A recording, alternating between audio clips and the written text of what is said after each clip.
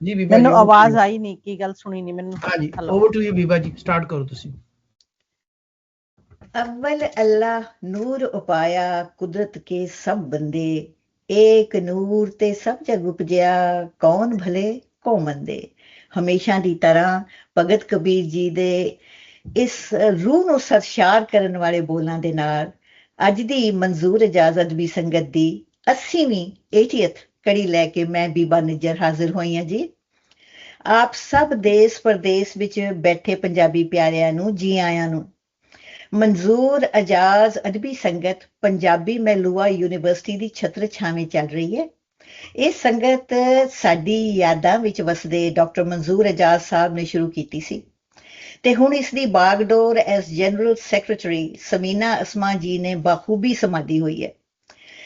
ਉਹ ਅੱਜ ਕੱਲ੍ਹ ਇਸ ਪਿਆਰੀ ਮਾਂ ਬੋਲੀ ਪੰਜਾਬੀ ਦੀ ਖੁਸ਼ਬੂ ਪ੍ਰਦੇਸਾਂ ਵਿੱਚ ਫੈਲਾ ਰਹੇ ਹਨ, ਸੋ ਉਹਨਾਂ ਨੇ ਇਹ ਜ਼ਿੰਮੇਦਾਰੀ ਮੈਨੂੰ ਦਿੱਤੀ ਹੈ। ਉਮੀਦ ਹੈ ਆਪ ਸਭ ਮੇਰੀ ਮਦਦ ਕਰੋਗੇ ਇਸ ਜ਼ਿੰਮੇਦਾਰੀ ਨੂੰ ਨਿਭਾਉਣ ਦੀ। ਜਿਸ ਕਹਾਣੀ ਦੇ ਪੰਨੇ ਅੱਜ ਅਸੀਂ ਫਰੋਲਣ ਜਾ ਰਹੇ ਹਾਂ ਉਹ ਇੱਕ ਸਵਾਣੀ ਦੀ ਲਿਖਤ ਹੈ, ਉਸ ਦੀ ਆਵਾਜ਼ ਹੈ, ਸੋ ਇਸ ਕਰਕੇ ਅਹਿਮ ਹੈ ਕਿਉਂਕਿ ਜਦ ਤੱਕ ਕਿਸੇ ਵੀ ਕੌਮ ਦੀ ਕਹਾਣੀ ਵਿੱਚ ਸਵਾਣੀ ਨਜ਼ਰ ਯਾਨੀ ਕਿ ਫੀਮੇਲ ਪਰਸਪੈਕਟਿਵ ਸ਼ਾਮਿਲ ਨਹੀਂ ਹੁੰਦਾ, ਤਾਰੀਖ ਸਿਰਫ ਇੱਕ ਵਾਕਿਆਤ ਦੀ ਫਹਿਰਿਸਤ ਬਣ ਕੇ ਰਹਿ ਜਾਂਦੀ ਹੈ। ਜ਼ਿੰਦਗੀ ਦੀ ਅਸਲ ਧੜਕਣ ਘਰਾਂ ਵਿੱਚ ਹੁੰਦੀ ਖਾਮੋਸ਼ ਮਿਹਨਤ, ਦਰਦ, ਸਬਰ, ਕੁਰਬਾਨੀ ਅਤੇ ਹੌਸਲਾ ਹੈ। ਇਹ ਸਭ ਕੁਝ ਉਹਨਾਂ ਕਹਾਣੀਆਂ ਵਿੱਚ ਸ਼ਾਮਿਲ ਹੋ ਕੇ ਹੀ ਤਾਰੀਖ ਮੁਕੰਮਲ ਹੁੰਦੀ ਹੈ। ਸਵਾਣੀ ਦਾ ਤਜਰਬਾ ਤਾਰੀਖ ਨੂੰ ਸਿਰਫ ਲਿਖਦਾ ਹੀ ਨਹੀਂ ਬਲਕਿ ਇਨਸਾਨੀ ਬਣਾਉਂਦਾ ਹੈ। ਉਹਨਾਂ ਦੀ ਗਵਾਹੀ ਤੋਂ ਬਗੈਰ ਕੌਮ ਦੀ ਤਾਰੀਖ ਅਧੂਰੀ ਰਹਿ ਜਾਂਦੀ ਹੈ। ਅੱਜ ਦੀ ਕਹਾਣੀ ਵਿੱਚ ਵੀ ਇੱਕ ਸਵਾਣੀ ਦੀ ਆਵਾਜ਼ ਹੈ। ਜੋ ਲੇਖਿਕਾ ਸਾਨੂੰ ਆਪਣੀ ਲਿਖਤ ਕਹਾਣੀ ਸੁਣਾਉਣ ਜਾ ਰਹੇ ਹਨ ਉਹਨਾਂ ਦਾ ਨਾਮ ਡਾਕਟਰ ਰਾਜਪ੍ਰੀਤ ਕੌਰ ਬੈਣੀਵਾਲ ਹੈ ਜੀ। ਆਓ ਮੈਂ ਆਪ ਨੂੰ ਉਹਨਾਂ ਦਾ ਤਾਰੁਫ ਕਰਾਵਾਂ। ਹਾਂਜੀ, doctor Rajpreet Kaur Bainiwal as assistant professor and head of the postgraduate department of Punjabi in AS College Khanna, ਇਹਨਾਂ ਦੀਆਂ 2 ਕਹਾਣੀਆਂ ਦੀਆਂ ਕਿਤਾਬਾਂ ਛਪ ਚੁੱਕੀਆਂ ਹਨ ਜਿਨ੍ਹਾਂ ਦਾ ਹੈਗਾ ਖਮਣੀਆਂ। ਪਹਿਲੀ ਹੈਗੀ ਸੀ 2007 ਵਿੱਚ ਖਮਣੀਆਂ ਵਾਲਾ ਪੇਪਰ ਸੌਰੀ ਮਾਫ ਕਰਨਾ ਜੀ, ਖਮਣੀਆਂ ਵਾਲਾ ਪੇਪਰ ਤੇ ਕਬਰਾਂ ਵਿੱਚ ਉੱਗੇ ਫੁੱਲ ਜੋ ਕਿ 2025 ਵਿੱਚ ਛਪੀ ਹੈ ਜੀ। ਜਿਹੜੀ ਕਹਾਣੀ ਸਰਗਮ ਵਿਹੂਣੇ ਸਾਜ਼ ਪਬਲਿਸ਼ ਹੋਈ ਸੀ ਜੀ 12ਵਾਂ ਮੈਗਜ਼ੀਨ ਦੇ ਵਿੱਚ, ਜਿਹੜੇ ਕਿ ਸਾਡੇ ਮਾਣਯੋਗ ਪ੍ਰੋਫੈਸਰ ਸਾਹਿਬ ਪ੍ਰੋਫੈਸਰ ਜ਼ੁਬੈਰ ਸਰ ਇਹ ਛਾਪਦੇ ਹਨ। ਉਸ ਮੈਗਜ਼ੀਨ 12ਵਾਂ ਮੈਗਜ਼ੀਨ ਵਿੱਚ ਛਪੀ ਹੈ ਜੀ ਸ਼ਾਹਮੁਖੀ ਦੇ ਵਿੱਚ। ਤੇ 2 ਕਹਾਣੀਆਂ ਚੀਕਣੀ ਮਿੱਟੀ ਦਾ ਰਿਸ਼ਤਾ ਤੇ ਫੁੱਟਪਾਥ ਦੇ ਬਾਸ਼ਿੰਦੇ as a podcast radio Jalandhar ਨੇ ਆਲ ਇੰਡੀਆ ਰੇਡੀਓ ਜਲੰਧਰ ਦੇ ਵਿੱਚ ਬੋਲੇ ਗਏ ਨੇ ਜੀ। ਸਟੋਰੀ ਜਿਹੜੀ ਹੈਗੀ ਆ ਸਰਗਮ ਵਿਹੂਣੇ ਸਾਜ਼ ਨੋਮੀਨੇਟ ਹੋਈ ਸੀ ਜੀ ਫॉर ਆਨੰਦ ਜੌਹਰੀ ਪੁਰਸਕਾਰ। ਬੜੀ ਵੱਡੀ ਗੱਲ ਹੈ। ਇਹ 10 ਕਹਾਣੀਆਂ ਜਿਹੜੀਆਂ ਟੌਪ 10 ਸਟੋਰੀਜ਼ 2025 ਦੀਆਂ ਨੇ ਉਹਨਾਂ ਦੇ ਵਿੱਚ ਇੱਕ ਕਿਤਾਬ ਪਬਲਿਸ਼ ਹੋਈ ਸੀ ਜਿਹਦੇ ਚ ਪਬਲਿਸ਼ ਹੋਈ ਹੈ ਜਿਹਦਾ ਟਾਈਟਲ ਹੈਗਾ ਜੀ ਸਾਲ 2026 ਦੀਆਂ ਬਿਹਤਰੀਨ ਕਹਾਣੀਆਂ। ਸੋ ਮੈਂ ਇਹ ਸਾਨੂੰ ਬੜਾ ਮਾਣ ਹੈ ਜੀ ਕਿ ਅਸੀਂ ਅੱਜ ਸਾਡੇ ਨਾਲ ਡਾਕਟਰ ਬੈਣੀਵਾਲ ਸਾਡੇ ਨਾਲ ਜੁੜੇ ਨੇ ਤੇ ਸ਼ੁਰੂ ਕਰਨ ਤੋਂ ਉਹਨਾਂ ਨੂੰ ਬੁਲਾਉਣ ਤੋਂ ਪਹਿਲਾਂ ਸੱਦਾ ਦੇਣ ਤੋਂ ਪਹਿਲਾਂ ਮੈਂ ਥੋੜੀ ਜੀ ਫਾਰਮੈਟ ਆਪਣੀ ਸੰਗਤ ਦੀ ਦੱਸਦੀ ਚੱਲਾਂ। ਸਭ ਤੋਂ ਪਹਿਲਾਂ ਡਾਕਟਰ ਰਾਜਪ੍ਰੀਤ ਜੀ ਕਹਾਣੀ ਪੜ੍ਹਨਗੇ, ਉਸ ਮਗਰੋਂ ਉਸ ਡਿਸਕਸ਼ਨ ਵਿੱਚ ਉਹ ਹਿੱਸਾ ਨਹੀਂ ਲੈਣਗੇ ਜਿੱਥੇ ਕਿ ਸਾਡੇ ਸੰਗਤੀ ਜਿਹੜੇ ਨੇ ਇੱਕ ਇੱਕ ਕਰਕੇ ਕਹਾਣੀ ਬਾਰੇ ਆਪਣੀ ਸੋਚ ਆਪਣਾ ਵਿਊ ਪੁਆਇੰਟ ਰੱਖਣਗੇ ਸਾਰੇ। ਜਦ ਕਿ ਕੋਈ ਵੀ another thing is ਕਿ ਜਦ ਕੋਈ ਵੀ ਸੰਗਤੀ ਬੋਲ ਰਿਹਾ ਹੋਵੇ ਜੀ ਬਾਕੀ ਦੇ ਸੰਗਤੀ ਆਪਣਾ ਆਡੀਓ ਨੂੰ ਮਿਊਟ ਕਰ ਦੇਣ। ਸਾਰੇ ਸੰਗਤ ਤੋਂ ਬਾਅਦ ਅਸੀਂ ਫੇਰ ਡਾਕਟਰ ਰਾਜਪ੍ਰੀਤ ਜੀ ਨੂੰ ਆਪਣੀ ਕਹਾਣੀ ਦੇ ਬਾਰੇ ਕੁਝ ਹੋਰ ਦੱਸਣ ਦਾ ਮੌਕਾ ਦੇਵਾਂਗੇ। ਡਾਕਟਰ ਰਾਜਪ੍ਰੀਤ ਨੂੰ ਹੁਣ ਮੈਂ ਆਪ ਜੀ ਨੂੰ ਸੱਦਾ ਦਿੰਦੀ ਹਾਂ ਜੀ ਕਿ ਆਪਣੀ ਕਹਾਣੀ ਸੁਣਾਓ। ਹਾਂਜੀ, ਸ਼ੁਕਰੀਆ ਮੈਮ। ਉਨੀ ਦੇਰ ਮੈਂ ਇੰਟਰਨੈਟ ਵਧੀਆ ਰੱਖਣ ਕਰਕੇ ਆਫ ਕਰ ਲਵਾਂ ਜੀ ਕੈਮਰਾ? ਜ਼ਰੂਰ, ਜੋ ਤੁਹਾਨੂੰ ਸਹੀ ਲੱਗੇ। हाँ, okay ma'am, okay, thank you. कहानी ਦਾ ਨਾਂ ਹੈ ਚੀਕਣੀ ਮਿੱਟੀ ਦਾ ਰਿਸ਼ਤਾ। ਤਾਈ ਜੀ ਕੇ ਘਰ ਦੇ ਅੰਦਰ ਵੜਦਿਆਂ ਹੀ ਮੈਂ ਦੇਖਿਆ ਮੇਰੇ ਚਾਚੇ ਦੀ ਕੁੜੀ ਸੱਭੋ ਨਿੰਮ ਥੱਲੇ ਬੈਠੀ ਗੁੜੀਆਂ ਨਾਲ ਖੇਡਣ ਲੱਗੀ ਪਈ ਐ। ਉਹਨੂੰ ਦੇਖ ਕੇ ਮੇਰੇ ਤਾਂ ਸੱਤੀ ਕੱਪੜੀਆਂ ਅੱਗ ਲੱਗ ਗਈ। ਇਹ ਤੜਕੇ ਕੀ ਲੈਣ ਆ ਗਈ? ਨਾਲੇ ਇਹ ਸਾਡੀ ਗੁੜੀਆਂ ਨਾਲ ਕਾਹਤੋਂ ਖੇਡਦੀ ਐ? ਬਾਰ ਬੰਦ ਕਰਕੇ ਮੈਂ ਸਿੱਧੀ ਉਹਨਾਂ ਕੋਲ ਜਾ ਖੜੀ। ਉਹ ਦੋਏ ਜਣੀਆਂ ਮਿੱਟੀ ਨਾਲ ਖੇਡਣ ਲੱਗੀਆਂ ਪਈਆਂ। ਮੈਂ ਸੱਭੋ ਵੱਲ ਔਖਾ ਜਿਹਾ ਝਾਕਦੀ ਨੇ ਗੁੜੀਆ ਨੂੰ ਕਿਹਾ, ਤੈਨੂੰ ਪਤਾ ਨਹੀਂ ਗੁੜੀਆ, ਤੇਰੀ ਮੰਮੀ ਕਹਿੰਦੀ ਹੁੰਦੀ ਐ ਵੀ ਮੀਂਹ ਦੇ ਦਿਨਾਂ 'ਚ ਨਹੀਂ ਚੀਕਣੀ ਮਿੱਟੀ ਨਾਲ ਖੇਡਣਾ, ਇਹਦੇ 'ਚ ਗੰਡ ਗੰਡੋਲੇ ਹੁੰਦੇ ਐ। ਤਾਂ ਸੱਭੋ ਲਾਚੜ ਕੇ ਬੋਲੀ, ਸਾਨੂੰ ਤਾਂ ਇਹਦੇ ਬੀਜੀ ਨੇ ਕਿਹਾ ਵੀ ਖੇਡ ਲਓ। ਉਹਦੀ ਗੱਲ ਸੁਣ ਕੇ ਮੈਨੂੰ ਤਾਈ ਜੀ ਤੇ ਹਰਖ ਚੜ ਗਿਆ। ਆ ਤਾਈ ਜੀ ਵੀ ਇੰਨੀ ਹਰਾਂਬੜ ਹੈ ਨਾ, ਸਾਰਾ ਦਿਨ ਸੱਭੋ ਨੂੰ ਘੜੀਸ ਘੜੀਸ ਕੇ ਘਰੇ ਲਿਆਉਂਦੀ ਰਹਿੰਦੀ ਹੈ। ਊਂ ਵੀ ਜੇ ਕਦੇ ਸਾਡੇ ਘਰੋਂ ਮੈਨੂੰ ਸੱਦਣ ਜਾਂਦੀ ਆ ਨਾ, ਤਾਂ ਸਾਡੇ ਘਰੇ ਬਾਅਦ ਚ ਵੜਦੀ ਹੈ, ਪਹਿਲਾਂ ਇਹਨਾਂ ਦੇ ਜਾ ਵੜਦੀ ਹੈ। ਬਈ ਜੇ ਇੰਨਾ ਹੀ ਹੇਜ ਮਾਰਦਾ ਹੈ ਤਾਂ ਇਸੇ ਨੂੰ ਰੱਖ ਲਓ ਆਪਦੀ ਕੁੜੀ ਖਿਡਾਉਣ ਨੂੰ। ਆ ਜਿੱਦਣ ਦਾ ਨਿੱਕਾ ਕਾਕਾ ਹੋਇਆ ਭਾਬੀ ਦੇ, ਉਦਣ ਦੀ ਤਾਂ ਬਾਹਲੀ ਉਹ ਚਾਂਬਲੀ ਫਿਰਦੀ ਹੈ। ਤਾਈ ਨੂੰ ਐ ਹੁੰਦਾ ਬਈ ਕਿਤੇ ਮੈਨੂੰ ਨਾ ਡੱਕਾ ਤੋੜਨਾ ਪੈ ਜੇ। ਰਾਣੀ ਤਾਂ ਬਸ ਕੰਮ ਹੀ ਕਰੀ ਜਾਵੇ ਸਾਰਾ ਦਿਨ, ਤੇ ਸੱਭੋ ਇਹਨਾਂ ਦੀ ਕੁੜੀ ਨੂੰ ਖਿਡਾਈ ਜਾਵੇ। ਕੋਈ ਨਾ, ਮੈਂ ਦੱਸੂ ਪਤਾ ਸੱਬੜੀ ਨੂੰ। ਬੁੜਬੁੜ ਕਰਦੀ ਜਦੋਂ ਮੈਂ ਲੌਬੀ ਵਾਲਾ ਬਾਰ ਖੋਲ ਕੇ ਅੰਦਰ ਵੜੀ, ਤਾਂ ਵੜਦੀ ਨੂੰ ਹੀ ਭਾਬੀ ਨੇ ਹੁਕਮ ਚਾੜਤਾ, ਆਖੇ ਰਾਣੀ ਪੁੱਤ ਤੂੰ 4 ਕੁ ਭਾਂਡੇ ਮਾਂਜਦੇ ਪਹਿਲਾਂ, ਫੇਰ ਆਪਾਂ ਕਾਕੇ ਨੂੰ ਨਮਾਉਣੇ ਆ। ਲੈ ਸੁਣ ਲਓ ਇਹਦੀ ਵੀ ਗੱਲ, ਆਖੇ ਭਾਂਡੇ ਮਾਂਜਦੇ ਪਹਿਲਾਂ, ਸਾਰੇ ਟੱਬਰ ਨੂੰ ਕੰਮ ਦੀ ਪਈ ਹੋਈ ਹੈ। ਭਲਾਂ ਦੀ ਮੈਂ ਤੁਹਾਡੀ ਕੰਮ ਵਾਲੀ ਆ? ਕੀ ਹੋਇਆ ਮੈਂ ਭੋਰਾ ਵੱਡੀ ਹੋ ਗਈ, ਤੁਸੀਂ ਹੁਣ ਮੈਨੂੰ ਕੰਮ ਤੋਂ ਹੀ ਸਾਹ ਨਹੀਂ ਲੈਣ ਦਿੰਦੀਆਂ। ਕਹਿਣ ਨੂੰ ਤਾਂ ਕੀ ਕਹਿਣਾ ਹੈ, ਉਹ ਹੈਗੀਆਂ ਤਾਂ ਫਿਰ ਇਹ ਵੀ ਲੰਬੜਾਂ ਦੀਆਂ ਤੀਵੀਆਂ ਵਰਗੀਆਂ ਈ। ਉਹ ਜਾਣੀ ਦੀ ਗਾਲਾਂ ਵਾਲੀਆਂ ਕੱਢਦੀਆਂ ਤੀ, ਇਹ ਮੂੰਹ ਦੀਆਂ ਮਿੱਠੀਆਂ ਨੇ। ਬਸ ਜਿੱਦਣ ਦੀ ਮੇਰੀ ਮੰਮੀ ਮਰੀ ਆ, ਸਾਡਾ ਤਾਂ ਜਿਉਣਾ ਹਰਾਮ ਹੋਇਆ ਪਿਆ ਹੈ। ਸਾਰੇ ਪਾਸੇ ਕੰਮ ਹੀ ਕੰਮ, ਗਾਲਾਂ ਹੀ ਗਾਲਾਂ। ਕਈ ਵਾਰ ਤਾਂ ਮੈਨੂੰ ਆਪਦੀ ਮੰਮੀ ਤੇ ਵੀ ਹਰਖ ਚੜ ਜਾਂਦਾ ਹੈ। ਆਪ ਤਾਂ ਖਹਿੜਾ ਛੁਡਾ ਗਈ, ਅਸੀਂ ਕਿੱਧਰ ਨੂੰ ਜਾਈਏ, ਕੋਈ ਰੋਟੀ ਵੀ ਨਹੀਂ ਦਿੰਦਾ ਸਾਨੂੰ ਤਾਂ। ਬਸ ਉਹਦੇ ਮਰੀ ਤੋਂ ਥੋੜੇ ਕੁ ਦਿਨ ਤੱਕ ਗੁਆਂਢੀ ਦਿੰਦੇ ਰਹੇ, ਫਿਰ ਉਹ ਵੀ ਹਟ ਗਏ। ਹਾਰ ਕੇ ਆਪ ਹੀ ਕੱਚੀਆਂ ਬੇਲੀਆਂ ਲਾ ਕੇ ਖਾਣ ਲੱਗ ਗਏ। ਰੋਟੀ ਲਾਉਂਦੀ ਦੇ ਮੇਰੇ ਹੱਥ ਅੱਗ ਨਾਲ ਮੱਚ ਜਾਣੇ, ਜਿਵੇਂ ਮੇਰੀ ਮਾਂ ਮੱਚੀ ਸੀ। ਕਦੇ ਕਦੇ ਤਾਂ ਮੇਰਾ ਜੀ ਕਰਨਾ ਵੀ ਮੈਂ ਵੀ ਮੱਚ ਹੀ ਜਾਵਾਂ, ਪਰ ਆ ਬਲੂਰਾਂ ਦਾ ਤਰਸ ਮਾਰ ਜਾਂਦਾ ਹੈ। ਪਾਪਾ ਤਾਂ ਮੇਰਾ ਨਾ ਹੋਇਆਂ ਵਰਗਾ ਹੈ, ਇਦੋਂ ਤਾਂ ਇਹੀ ਮਰ ਜਾਂਦਾ। ਕਿੰਨਾ ਲੇਖਾ ਭਰਿਆ ਅਸੀਂ, ਲੋਕਾਂ ਦੇ ਜਵਾਕ ਖੇਡਦੇ ਫਿਰਦੇ ਹੁੰਦੇ ਸੀ, ਅਸੀਂ ਸ਼ਾਮਲਾਟ ਚੋਂ ਡੱਕੇ ਚੁਗਦੇ ਫਿਰਦੇ ਹੁੰਦੇ ਸੀ। ਜੇ ਉਹ ਨਾ ਮਰਦੀ ਅਸੀਂ ਕਾਹਨੂੰ ਰੁਲਦੇ। ਫਿਰ ਇੱਕ ਦਿਨ ਲੰਬੜਾਂ ਦੀ ਬੁੜੀ ਸਾਡੇ ਘਰੇ ਆ ਕੇ ਕਹਿੰਦੀ, ਰਾਣੀ ਤੂੰ ਸਾਡੇ ਘਰੇ ਕੰਮ ਕਰਾ ਜਿਆ ਕਰ, ਤੁਹਾਨੂੰ ਅਸੀਂ ਦੁਪਹਿਰ ਦੀ ਰੋਟੀ ਦੇ ਦਿਆ ਕਰਾਂਗੇ। ਚਾਹ ਨਾਲ ਭਰੀ ਮੈਂ ਭੱਜੀ ਗਈ। ਚੱਲ ਇੱਕ ਡੰਗ ਦੀ ਰੋਟੀ ਤਾਂ ਰੱਜ ਕੇ ਮਿਲੂਗੀ, ਪਰ ਮੇਰਾ ਇਹ ਚਾਹ ਬਹੁਤੇ ਦਿਨ ਨਾ ਚੱਲਿਆ। ਉਹ ਤਾਂ ਭਾਈ ਮੇਰਾ ਬਾਹਲਾ ਲੇਖਾ ਲੈਂਦੀਆਂ। ਦੁਪਹਿਰ ਦੀ ਰੋਟੀ ਵਾਲੇ ਭਾਂਡੇ ਮਾਂਜਦੀ ਨੂੰ ਮੈਨੂੰ 2-2:30 ਵੱਜ ਜਾਂਦੇ। ਫਿਰ ਬਚੀ ਖੁਚੀ ਰੋਟੀ ਲੈ ਕੇ ਜਦੋਂ ਘਰ ਨੂੰ ਤੁਰਦੀ, ਉਦੋਂ ਤੱਕ ਭੁੱਖ ਨਾਲ ਮੇਰੀਆਂ ਲੱਤਾਂ ਕੰਬਣ ਲੱਗ ਜਾਂਦੀਆਂ। ਜਦੋਂ ਹੀ ਆ ਕੇ ਮੈਂ ਘਰੇ ਵੜਦੀ, ਤਾਂ ਰੋਟੀ ਵਾਲਾ ਭਾਂਡਾ ਵਿਚਾਲੇ ਧਰ ਕੇ ਅਸੀਂ ਤਿੰਨੇ ਭੁੱਖਿਆਂ ਵਾਂਗੂ ਟੁੱਟ ਪੈਂਦੇ। ਬਿੰਦ 'ਚ ਸਭ ਕੁਝ ਮੁੱਕ ਜਾਂਦਾ, ਪਰ ਸਾਡੀ ਭੁੱਖ ਨਾ ਮੁੱਕਦੀ। ਅਸੀਂ ਗਲਾਸ ਭਰ ਭਰ ਪਾਣੀ ਪੀਂਦੇ, ਸਾਨੂੰ ਫੇਰ ਵੀ ਸਬਰ ਨਾ ਆਉਂਦਾ। ਅਸੀਂ ਰਸੋਈ ਚੋਂ ਗੁੜ ਚੱਕ ਕੇ ਖਾਣ ਲੱਗਦੇ, ਤਾਂ ਕਿਤੇ ਜਾ ਕੇ ਮਾੜਾ ਜਿਹਾ ਰੱਜ ਆਉਂਦਾ। ਫਿਰ ਪਤਾ ਹੀ ਨਾ ਲੱਗਦਾ ਕਿਹੜੇ ਵੇਲੇ ਸਾਨੂੰ ਨੀਂਦ ਆ ਜਾਂਦੀ। ਆਥਣੇ ਫੇਰ ਉਹ ਬੁੜੀ, ਉਹਨਾਂ ਦੀ ਬੁੜੀ ਲੈਣ ਆ ਖੜਦੀ। ਕਦੇ ਕੋਈ ਕੰਮ, ਕਦੇ ਕੋਈ ਕੰਮ। ਉਹ ਤਾਂ ਇੰਨੀਆਂ ਮਾੜੀਆਂ ਸੀ, ਜੇ ਘਰੇ ਕੋਈ ਕੰਮ ਨਾ ਹੁੰਦਾ, ਮੈਨੂੰ ਟੋਬੇ ਤੋਂ ਮਿੱਟੀ ਲੈਣ ਤੋਰ ਦਿੰਦੀਆਂ। ਮਿੱਟੀ ਦਾ ਤਸਲਾ ਚੱਕੀ ਆਉਂਦੀ ਨੂੰ ਹੀ ਤਾਂ ਇੱਕ ਦਿਨ ਭਾਬੀ ਮਿਲੀ ਸੀ। ਉਹ ਮੈਨੂੰ ਕਹਿੰਦੀ, ਰਾਣੀ ਤੂੰ ਸਾਡੇ ਘਰੇ ਆਈ, ਇਹਨਾਂ ਦੇ ਵਿਹਲੀ ਹੋ ਕੇ। ਆਏ ਹਾਏ, ਮੈਂ ਤਾਂ ਇੰਨਾ ਡਰ ਗਈ, ਮੇਰੇ ਮੂੰਹੋਂ ਮਸਾਂ ਹਾਂ ਨਿਕਲੀ। ਆਥਣੇ ਵੀ ਮੈਂ ਜਕਦੀ ਜਕਦੀ ਜਿਹੀ ਇਹਨਾਂ ਦੇ ਘਰੇ ਵੜੀ। ਭਾਬੀ ਨੇ ਤਾਂ ਬਾਹਲੇ ਮੋਹ ਨਾਲ ਬੁਲਾਇਆ ਮੈਨੂੰ, ਨਾਲੇ ਲਿਫਾਫੇ 'ਚ ਪਾ ਕੇ ਲੱਡੂ ਦਿੱਤੇ। ਕਹਿੰਦੀ ਘਰੇ ਜਾ ਕੇ ਖਾ ਲਿਓ ਤਿੰਨੇ ਭੈਣ ਭਾਈ। ਮੇਰਾ ਜੀ ਕਰੇ ਵੀ ਭਾਬੀ ਨੂੰ ਘੁੱਟ ਕੇ ਜੱਫੀ ਪਾ ਲਵਾਂ, ਪਰ ਮੈਂ ਚੁੱਪ ਕਰਕੇ ਖੜੀ ਰਹੀ। ਉਹ ਮੈਨੂੰ ਪੁੱਛਣ ਲੱਗੀ, ਰਾਣੀ ਤੂੰ ਸਾਡੀ ਗੁੜੀਆ ਨੂੰ ਖਿਡਾ ਲਿਆ ਕਰੇਂਗੀ? ਹੈਂ, ਮੈਨੂੰ ਤਾਂ ਯਕੀਨ ਨਾ ਆਵੇ ਆਪਦੇ ਕੰਨਾਂ ਤੇ। ਇਹ ਮੈਨੂੰ ਖੇਡਣ ਨੂੰ ਕਹਿੰਦੀ ਐ। ਮੰਮੀ ਮਰੀ ਤੋਂ ਬਾਅਦ ਅੱਜ ਪਹਿਲੀ ਵਾਰ ਮੈਨੂੰ ਕਿਸੇ ਨੇ ਖੇਡਣ ਦੀ ਗੱਲ ਕਹੀ ਹੈ। ਮੈਂ ਤਾਂ ਝੱਟ ਦੇਣੇ ਹਾਂ ਕਹਿਤੀ। ਖੁਸ਼ੀ ਦੇ ਮਾਰੇ ਮੇਰਾ ਰੋਣਾ ਨਿਕਲ ਗਿਆ, ਪਰ ਮੈਂ ਕਿਸੇ ਨੂੰ ਪਤਾ ਨਾ ਲੱਗਣ ਦਿੱਤਾ। ਫਟਾਫਟ ਘਰ ਨੂੰ ਤੁਰ ਪਈ। ਮੈਂ ਸਾਰੇ ਰਾਹ ਰੋਂਦੀ ਆਈ। ਸਵੇਰੇ ਮੈਂ ਫਟਾਫਟ ਘਰ ਦਾ ਕੰਮ ਮੁਕਾ ਕੇ ਨਹਾ ਧੋ ਕੇ ਸਾਜਰੇ ਭਾਬੀ ਕੇ ਘਰੇ ਜਾ ਵੜੀ। ਉਹ ਦਿਨ ਤੇ ਆ ਦਿਨ ਮੁੜ ਕੇ ਨਹੀਂ ਮੈਂ ਲੰਬੜਾਂ ਦੇ ਗਈ। ਭਾਬੀ ਤਾਂ ਮੇਰਾ ਆਏ ਮੂੰਹ ਕਰਦੀ ਐ ਜਿਵੇਂ ਮੈਂ ਇਹਨਾਂ ਦੀ ਉਹ ਕੁੜੀ ਹੋਵਾਂ। ਭੋਰਾ ਫਰਕ ਨਹੀਂ ਰੱਖਦੀ। ਪਰ ਸੱਚ ਦੱਸਾਂ, ਮੰਮੀ ਤਾਂ ਹਜੇ ਵੀ ਬਾਹਲੀ ਓ ਯਾਦ ਆਉਂਦੀ ਰਹਿੰਦੀ ਹੈ।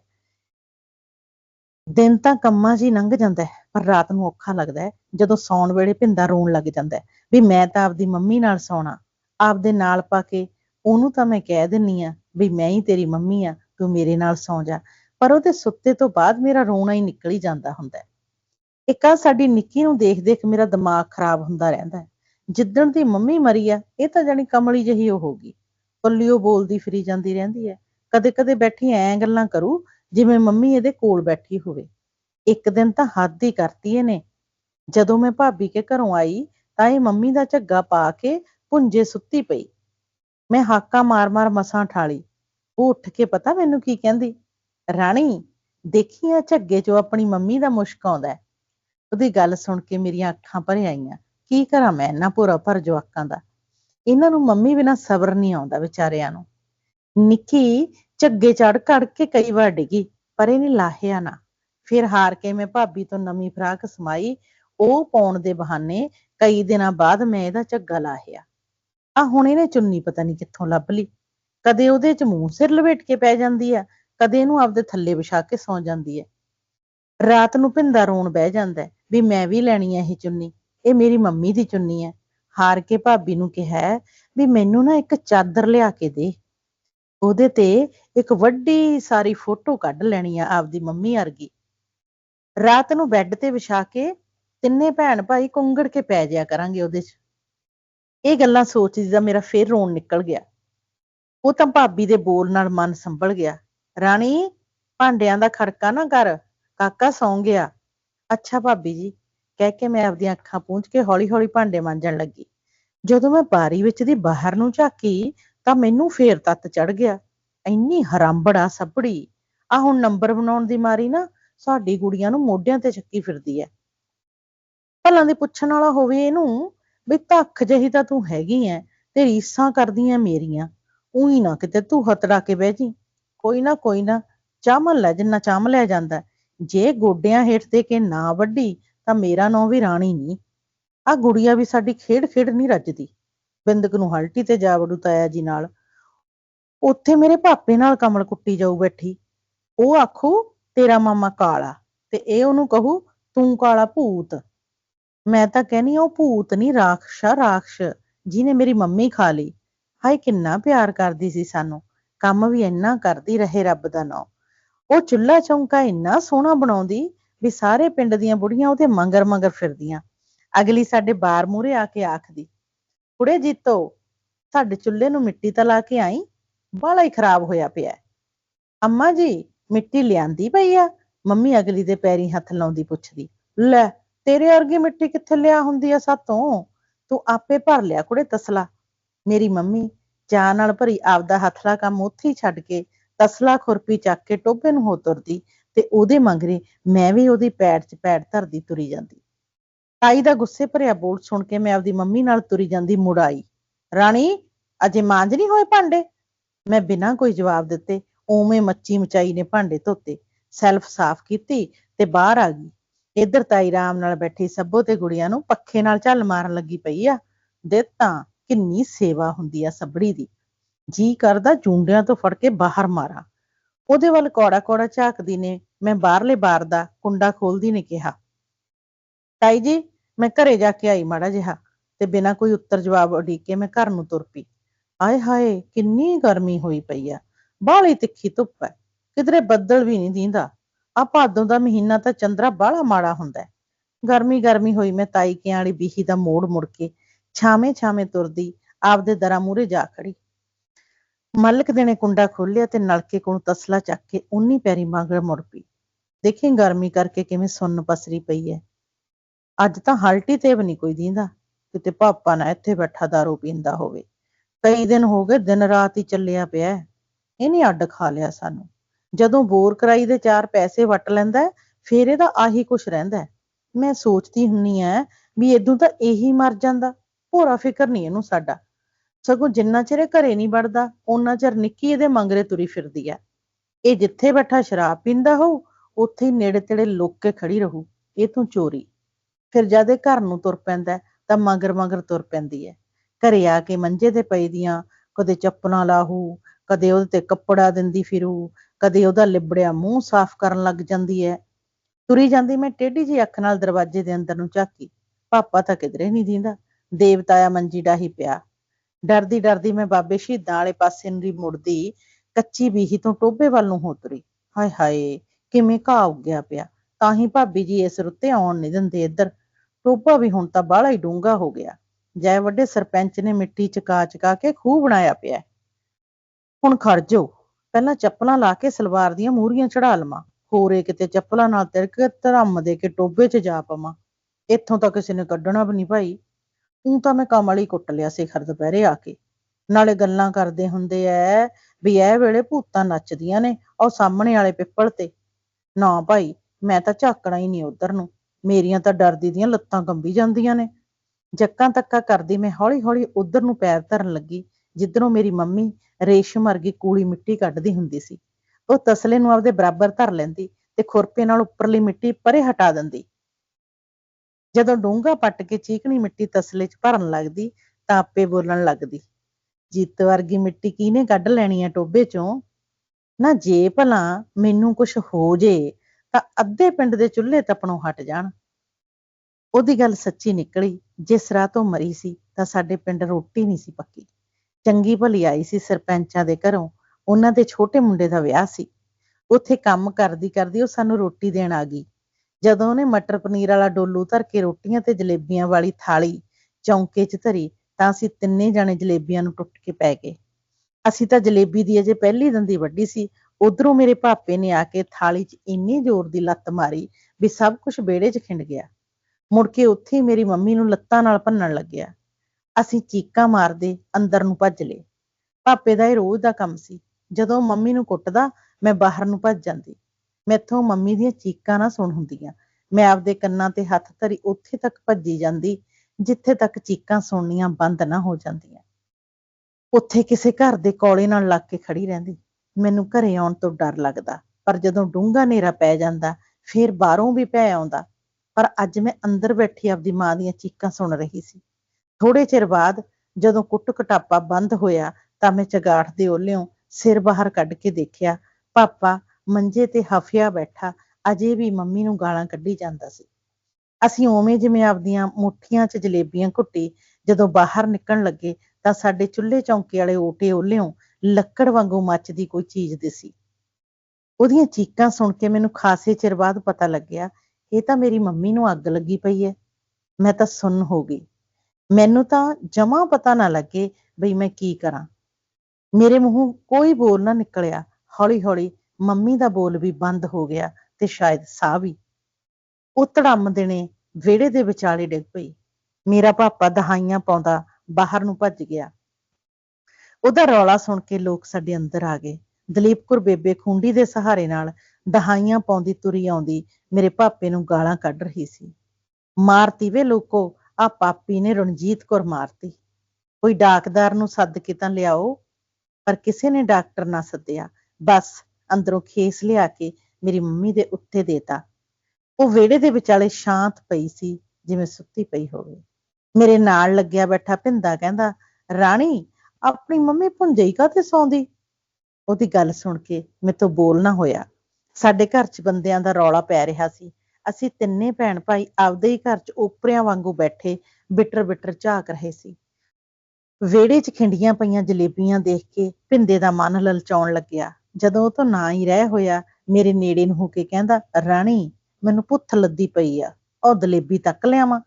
ਆਪਦੇ ਹੱਥਾਂ ਵਿਚਲੀ ਜਲੇਬੀ ਸ਼ਾਇਦ ਉਹ ਭੁੱਲ ਗਿਆ ਸੀ। ਮੈਨੂੰ ਉਹਦੇ ਤੇ ਬਹੁਤ ਤਰਸ ਆਇਆ ਵੀ ਇਹਨੂੰ ਨਿਆਣੇ ਨੂੰ ਪਤਾ ਹੀ ਨਹੀਂ। ਸਾਰੀ ਰਾਤ ਮੈਂ ਬਰਾਂਡੇ ਦੇ ਕੋਲੇ ਨਾਲ ਲੱਗੀ ਬੈਠੀ ਰਹੀ। ਉਹ ਦੋਏ ਜਾਣੇ ਮੇਰੇ ਗੋਡਿਆਂ ਤੇ ਸਿਰ ਧਰ ਕੇ ਸੌਂ ਗਏ। ਜਦੋਂ ਮੈਂ ਭਿੰਦੇ ਦਾ ਮੂੰਹ ਤਾਹਾਂ ਚੱਕਿਆ, ਤਾਂ ਉਹ ਸੁੱਤਾ ਪਿਆ ਵੀ ਆਪਦੀ ਜਲੇਬੀ ਵਾਲੀ ਮੁੱਠੀ ਚੂਸੀ ਜਾ ਰਿਹਾ ਸੀ। ਮੈਂ ਸੋਚ ਕੇ ਪੱਥਰ ਹੋਈ ਜਾਂਦੀ ਸੀ। ਮੈਂ ਕਾਹਨੂੰ ਮਿੱਟੀ ਦੇ ਤੇਲ ਦੀ ਪੀਪੀ ਲਿਆ ਕੇ ਚੁੱਲ੍ਹੇ ਕੋਲ ਧਰੀ ਸੀ। ਸਾਨੂੰ ਐਂ ਕਿਉਂ ਛੱਡ ਗਏ ਮੰਮੀ? ਹੁਣ ਅਸੀਂ ਕੀ ਕਰਾਂਗੇ ਉਹ ਤੋਂ ਬਿਨਾਂ? ਮੇਰਾ ਉੱਚੀ ਉੱਚੀ ਚੀਕਾਂ ਮਾਰਨ ਨੂੰ ਜੀ ਕਰਦਾ ਸੀ। ਮੈਂ ਬੇਜਾਨ ਜਿਹੀ ਹੋਈ ਬੈਠੀ ਅੱਖਾਂ ਪੂੰਝੀ ਜਾਂਦੀ ਸੀ। ਅੱਖਾਂ ਪੂੰਝਦੀ ਜਦੋਂ ਮੈਂ ਆਲੇ ਦੁਆਲੇ ਝਾਕੀ ਤਾਂ ਯਾਦ ਆਇਆ, ਮੈਂ ਤਾਂ ਟੋਬੇ ਤੋਂ ਮਿੱਟੀ ਲੈਣ ਆਈ ਹੋਈ ਆਂ। ਉੱਪਰ ਬੱਦਲ ਇੰਨੀ ਜ਼ੋਰ ਦੀ ਘੁਰਿਆ, ਮੈਂ ਤਾਂ ਧੁਰ ਅੰਦਰ ਤੱਕ ਕੰਬ ਗਈ। ਫਟਾਫਟ ਤਸਲੇ 'ਚ ਮਿੱਟੀ ਪਾ ਕੇ ਮੈਂ ਘਰ ਨੂੰ ਤੁਰ ਪਈ। ਮੋਟੀਆਂ ਮੋਟੀਆਂ ਕਣੀਆਂ ਉੱਤਰ ਆਈਆਂ।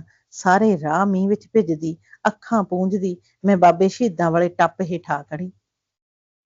ਥੋੜਾ ਚਿਰ ਉੱਥੇ ਖੜੀ ਮੀਂਹ ਵੱਲ ਝਾਕੀ ਗਈ। ਆਪਦੇ ਮਨ ਨੂੰ ਸਮਝੌਤੀਆਂ ਦਿੰਦੀ ਰਹੀ।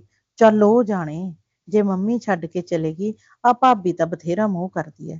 ਆਪਦੀ ਗੁੜੀਆ ਦੇ ਬਰੋਬਰ ਰੱਖਦੀ ਆ ਮੈਨੂੰ। ਹੁਣ ਤਾਂ ਮੈਨੂੰ ਹੀ ਆਪਦਾ ਘਰ ਹੀ ਲੱਗਦਾ ਹੁੰਦਾ। ਪਰ ਆਹ ਸੱਬੜੀ ਪਤਾ ਨਹੀਂ ਕਿੱਥੋਂ ਆ ਗਈ ਸਾਡੇ 'ਚ। ਮੈਨੂੰ ਦੁਬਾਰਾ ਫੇਰ ਸੱਬੋ ਤੇ ਹਰਖ ਚੜ ਗਿਆ।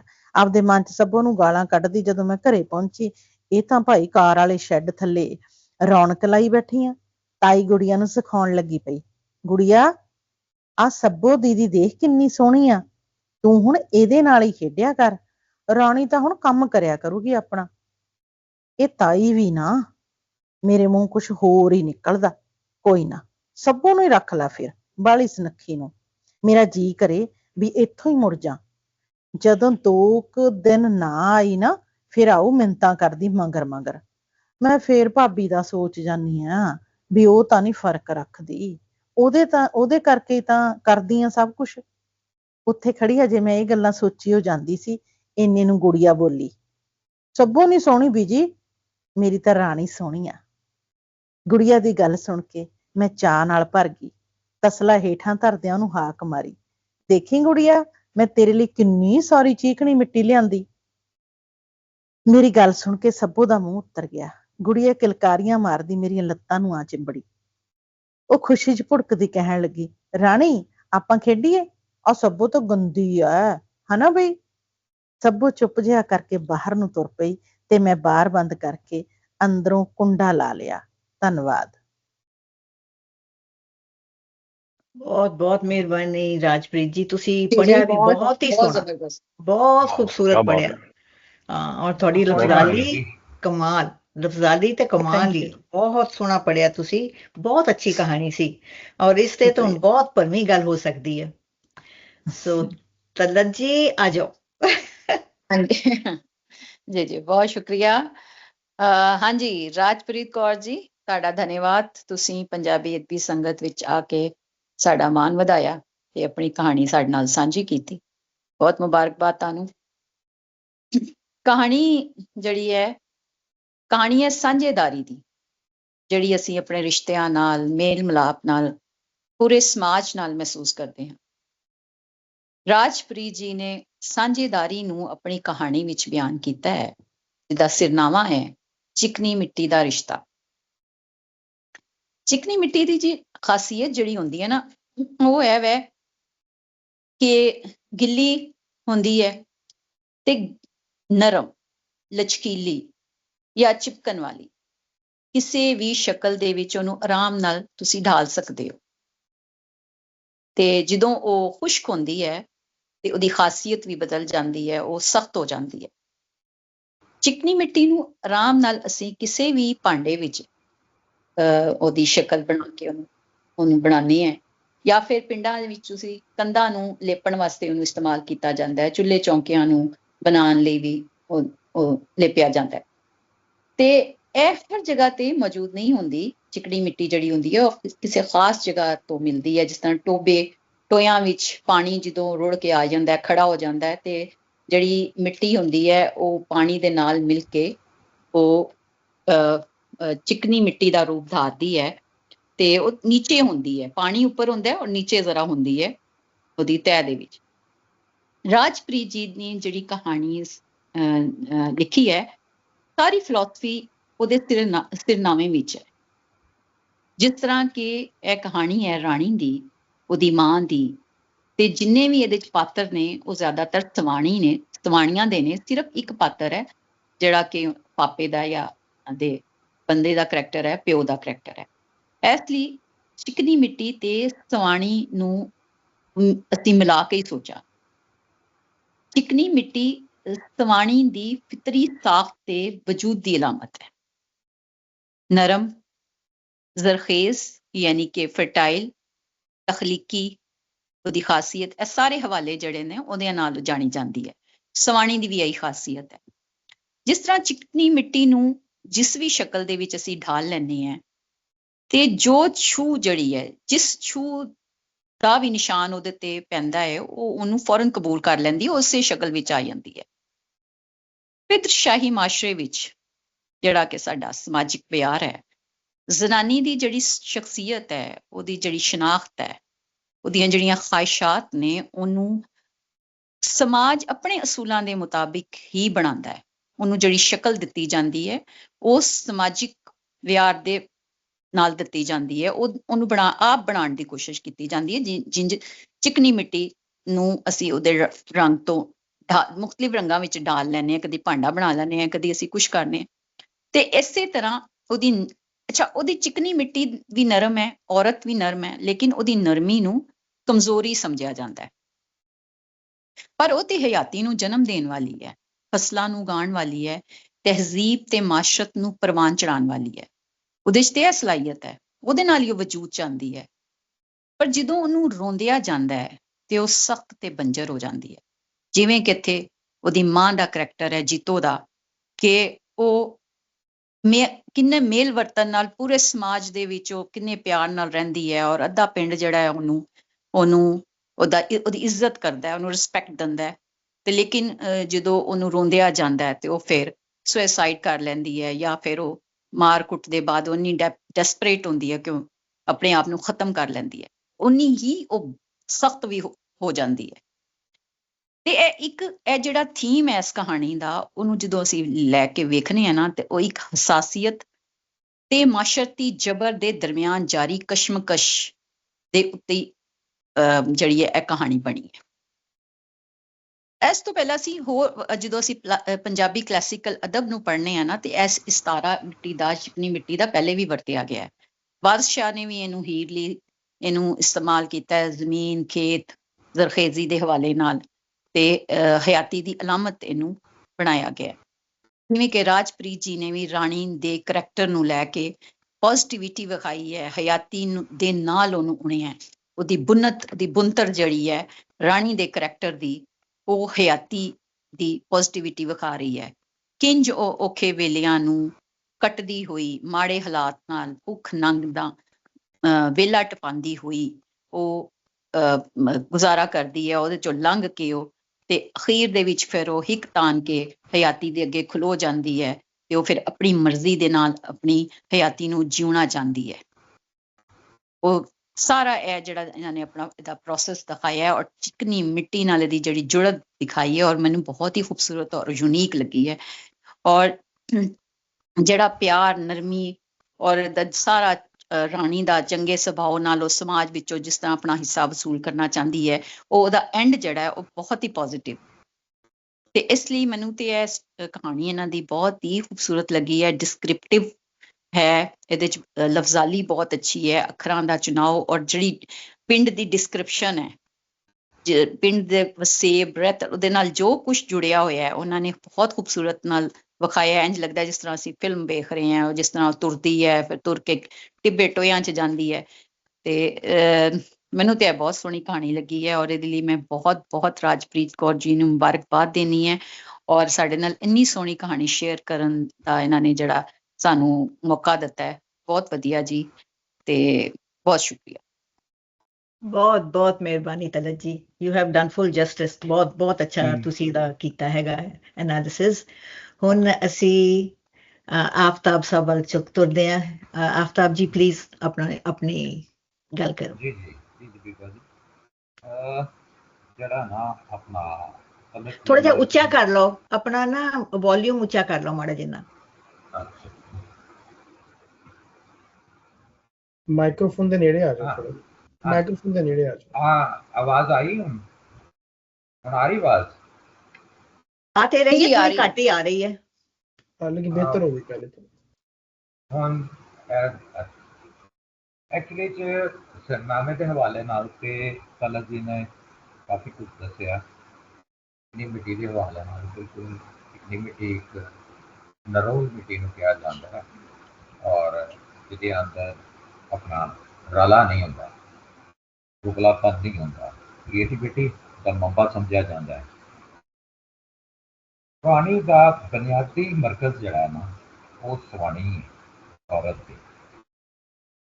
ਲਖਾਰਨ ਨੇ ਕਹਾਣੀ ਦੇ ਫਾਰਮੈਟ ਨੂੰ ਇੱਕ ਲਾਈਟਰ ਫਾਰਮ ਦਿੱਤੀ ਹੈ ਔਰ ਜਿਹੜੀ ਕਿ ऐसा लगता है कि बड़ी सीधी पदरी कहानी है, पर मेरी समझ के मुताबिक इन्नी भी सादा नहीं।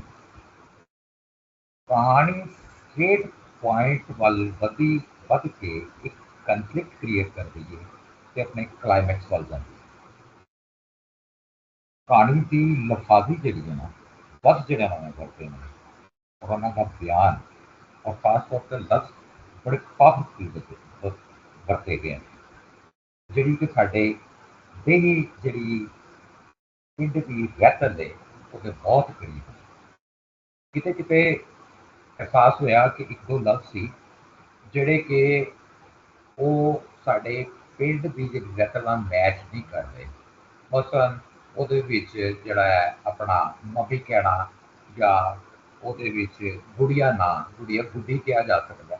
ਸੋ ਬਹਰਹਾਲ ਉਹ ਇੰਨਾ ਕੋਈ ਖਾਸ ਨਹੀਂ ਚੀਜ਼, ਲੇਕਿਨ ਇਸ ਕਹਾਣੀ ਦਾ ਸਟਾਈਲ ਇੱਕ ਕਨਵੈਂਸ਼ਨਲ ਸਤ੍ਹਾ ਤੋਂ ਹਟਵਾ ਹੈ ਤੇ ਮਾਡਰਨ ਫਿਕਸ਼ਨ ਦੇ ਨੇੜੇ ਪਾ ਮਾਰਦਾ ਹੈ।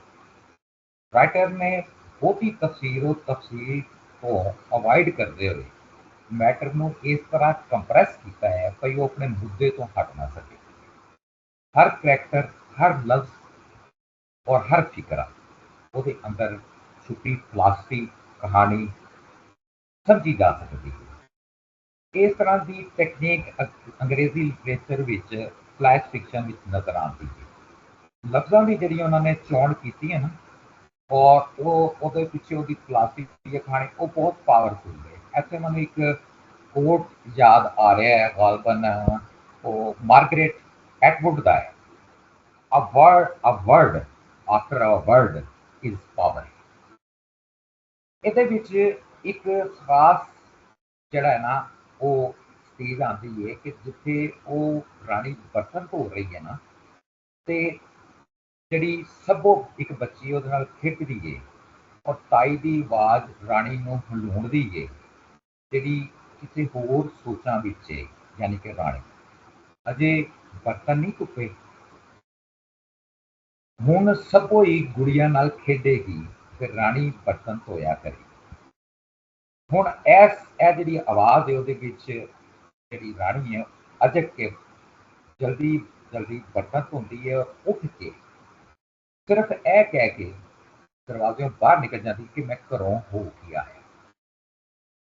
ਹਾਲਾਂਕਿ ਉਹ ਘਰ ਨਹੀਂ ਜਾਂਦੀ, ਉਹਦਾ ਉਹ ਸਫ਼ਰ ਉਹ ਟੋਭੇ ਵਾਲੇ ਜਿੱਥੋਂ ਉਹਦੀ ਮਾਂ ਜੀਤੋ ਉਹ ਚਿਕਨੀ ਮਿੱਟੀ ਲਿਆਂਦੀ ਸੀ। ਉਸ ਸਫ਼ਰ ਦੇ ਦਰਮਿਆਨ ਉਹ ਇੰਤਹਾਈ ਗਰਮੀ ਧੁੱਪ ਬਰਦਾਸ਼ਤ ਕਰਦੀ ਹੈ, ਬਾਰਿਸ਼ ਦੀ ਬਾਛੜ ਵੀ ਬਰਦਾਸ਼ਤ ਕਰਦੀ ਹੈ ਔਰ ਟੋਭੇ ਤੇ ਪਹੁੰਚਦੀ ਹੈ। ਇਸ ਦੌਰਾਨ ਉਹਦੇ ਦਿਮਾਗ ਵਿੱਚ ਉਹਦੇ ਦਿਲ ਵਿੱਚ ਫਿਲਮ ਚੱਲਦੀ ਹੁੰਦੀ ਹੈ ਜਿਹੜੀ ਕਿ ਪਿਛਲੇ ਵਾਕਿਆ ਜਿਹੜਾ ਕਿ ਉਹ ਵਾਪਰਿਆ ਔਰ ਉਹਦੀ ਮਾਂ ਦੀ ਜਿਹੜੀ ਡੈਥ ਹੋਈ ਹੈ ਉਹਨੇ ਆਪਣੇ ਆਪ ਨੂੰ ਅੱਗ ਲਾ ਲਈ, ਉਹਦਾ ਨਸ਼ਈ ਪਿਓ ਉਹਨੂੰ ਮਾਰ ਕੁੱਟ ਕਰਦਾ ਸੀ, ਤਸ਼ੱਦਦ ਕਰਦਾ ਸੀ, ਉਹ ਸਾਰੀ ਚੱਲਣਾ ਸ਼ੁਰੂ ਹੁੰਦੀ ਹੈ। ਉਸ ਰਸਤੇ ਦੇ ਵਿੱਚ ਹੁਣ ਉਹਦੀ ਇਨਸਿਕਿਉਰਿਟੀ ਦੀ ਇੰਤਹਾ ਦੇਖੋ ਕਿ ਪੀਪਲ ਦੇ ਉੱਤੋਂ ਉਹਨੂੰ ਜਿੰਨ ਭੂਤ ਦਾ ਵਹਿਮ ਹੁੰਦਾ ਹੈ ਤੇ ਜਿਹੜੀ ਟੋਭੇ ਦੀ ਗਹਿਰਾਈ ਹੈ ਉਹਦੇ ਤੋਂ ਖੌਫ ਆਉਂਦਾ। ਇਹ ਉਹਦੀ ਸਾਰੀ ਇਨਸਿਕਿਉਰਿਟੀ ਹੈ, ਮਤਲਬ ਕਿ ਆਪਣੇ ਮਾਹੌਲ ਦੇ ਅੰਦਰ, ਯਾਨੀ ਔਰਤ ਦੀ ਗੱਲ ਹੋ ਰਹੀ ਹੈ ਅਸਲ ਵਿੱਚ। ਉਹ ਰਾਣੀ ਜਿਹੜੀ ਹੈ ਉਹ ਇੱਕ ਔਰਤ ਵੀ ਹੈ। ਅੱਛਾ, ਉਹਦੇ ਬਾਅਦ ਉਹਨੂੰ ਯਾਦ ਆਉਂਦਾ ਹੈ ਕਿ ਇੱਕ ਦਿਨ ਮਾਂ ਘਰ ਆਈ, ਵਿਆਹ ਵਾਲੇ ਘਰ ਤੋਂ ਕੰਮ ਕਾਰ ਕਰਕੇ ਉਹਨਾਂ ਬੱਚਿਆਂ ਲਈ ਉਹ ਖਾਣਾ ਤੇ ਜਲੇਬੀਆਂ ਲੈ ਕੇ ਆਉਂਦੇ। ਉਹ ਜਲੇਬੀਆਂ ਦੇਖ ਕੇ ਬੱਚੇ ਜਿਹੜੇ ਨਾ ਉਹ ਟੁੱਟ ਕੇ ਉਹ ਉਹਨਾਂ ਨੂੰ ਪੈ ਜਾਂਦੇ ਨੇ, ਯਾਨੀ ਕਿ ਉਹਨਾਂ ਦੇ ਵਿੱਚ ਜਿਹੜੀ ਭੁੱਖ ਦੀ ਜਿਹੜੀ ਜਿਹੜਾ ਕੰਪਲੈਕਸ ਹੈ ਉਹ ਕਿੰਨਾ ਜ਼ਿਆਦਾ ਹੈ। ਇੱਥੇ ਜਿਹੜੀ ਲਿਖਾਰਨ ਹੈ ਨਾ, ਉਹ ਮਾਸ਼ੀ ਇਸਤਸਾਲ ਦੀ ਗੱਲ ਕਰ ਰਹੀ ਹੈ, ਯਾਨੀ ਭੁੱਖੇ ਨਮਾਣੇ ਇੱਕ ਇੱਕ ਭੋਰੇ ਨੂੰ ਤਰਸਦੇ ਨੇ। ਜਲੇਬੀਆਂ ਉਹਨਾਂ ਲਈ ਇੱਕ ਬਹੁਤ ਵੱਡੀ ਜਿਹੜੀ ਹੈ ਨਾ, ਉਹ ਸੁਗਾਤ ਬਣ ਗਈ। ਜੀਤੋ ਇੱਕ ਔਰਤ ਹੈ, ਮਾਂ ਵੀ ਹੈ, ਇੱਕ ਮਿਹਨਤਕਸ਼ ਵੀ ਹੈ, ਤੇ ਨਾਲ ਉਹ ਸੋਸ਼ਲ ਵਰਕਰ ਵੀ ਹੈ, ਜਿਹੜੀ ਆਪਣੀ ਕਲਾ ਤੇ ਪਿਆਰ ਨਾਲ ਚਿਕਨੀ ਮਿੱਟੀ ਨਾਲ ਪਿੰਡ ਦੇ ਚੁੱਲ੍ਹੇ ਬਣਾਉਂਦੀ ਤੇ ਲੇਪਦੀ। ਸਾਰਾ ਪਿੰਡ ਉਹਦੀ ਸਲਾਹਨਾ ਕਰਦਾ। ਨਿਆਣੇ ਜਲੇਬੀਆਂ ਫੜਦੇ ਹੋਏ ਜਦੋਂ ਫੜਦੇ ਨੇ ਤੇ ਉਹਦਾ ਨਾਲ ਦਾ ਪਿਊ ਜਿਹੜਾ ਨਸ਼ਈ ਹੈ, ਉਹਦੀ ਐਂਟਰੀ ਹੁੰਦੀ ਹੈ। ਉਹ ਖਾਣੇ ਨੂੰ ਲੱਤ ਮਾਰ ਖਿਲਾਰ ਦਿੰਦਾ ਹੈ ਔਰ ਆਪਣੀ ਪਾਣੀ ਨੂੰ ਵਹਿਸ਼ਲਾਨਾ ਤਰੀਕੇ ਨਾਲ ਮਾਰਨਾ ਸ਼ੁਰੂ ਕਰ ਦਿੰਦਾ ਹੈ। ਇਸ ਤਰ੍ਹਾਂ ਲੱਗਦਾ ਹੈ ਕਿ ਇੱਥੇ ਦੋ ਤਬਕੇ ਨੇ, ਇੱਕ ਜ਼ਾਲਮ ਦਾ ਔਰ ਦੂਜਾ ਮਜ਼ਲੂਮ ਦਾ। ਮਰਦ ਮੇਲ ਓਪਰੈਸਰ ਦੀ ਸ਼ਕਲ ਵਿੱਚ ਔਰਤ ਜਬਰ ਤਸ਼ੱਦਦ ਵੀ ਕਰਦਾ ਹੈ ਤੇ ਨਾਲੇ ਮਸਕੀਨ ਨਮਾਇਣਿਆਂ ਦੇ ਮੂੰਹ ਅਨਾਜ ਦਾ ਨਵਾਲਾ ਵੀ ਖੁੰਦਾ ਹੈ। ਜੀਤੋ ਉਹਦੇ ਤਸ਼ੱਦਦ ਤੋਂ ਦਿਲ ਬਰਦਾਸ਼ਤਾ ਹੋ ਕੇ ਆਪਣੇ ਆਪ ਨੂੰ ਅੱਗ ਲਾਉਂਦੀ ਹੈ ਤੇ ਮਰ ਜਾਂਦੀ। ਮੇਰੇ ਦਿਨ 'ਚ ਇੱਕਦਮ ਹੀ ਜਿਹੜਾ ਨਾ ਇਹ ਇੱਕ ਕੁਐਸਚਨ ਪੈਦਾ ਹੁੰਦਾ ਹੈ ਕਿ ਕਾਸ਼ ਕਿ ਇੱਥੇ ਜੀਤੋ ਮਾਰ ਖਾਵਣ ਤੋਂ ਬਾਅਦ ਉਹਦੇ ਅੱਗੇ ਆਣ ਖਲੋਂਦੀ, ਉਹਨੂੰ ਲਲਕਰ ਦਿੰਦੀ, ਔਰ ਜਿਹੜੀ ਕਿ ਉਹ ਕੈਫੀਅਤ ਬਣ ਗਈ ਹੈ ਕਿ ਜਿੱਥੇ ਉਹ ਸੁਸਾइड करने वाली करण के अमादा हुई है, उत्थे आके मुकाबले पे क्यों नहीं खलोती।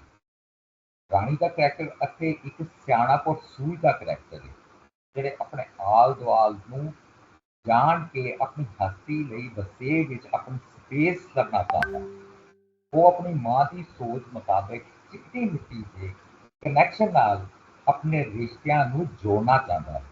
इस ਲਈ ਜਦੋਂ ਵੀ ਉਹ ਚਿਕਨੀ ਮਿੱਟੀ ਦਾ ਤਸਲਾ ਲੈ ਕੇ ਘਰ ਆਉਂਦੀ ਹੈ, ਗੁੜੀਆ ਕਹਿੰਦੀ ਹੈ ਰਾਣੀ ਸੋਹਣੀ, ਮੈਂ ਰਾਣੀ ਨਾਲ ਹੀ ਖੇਡਣਾ।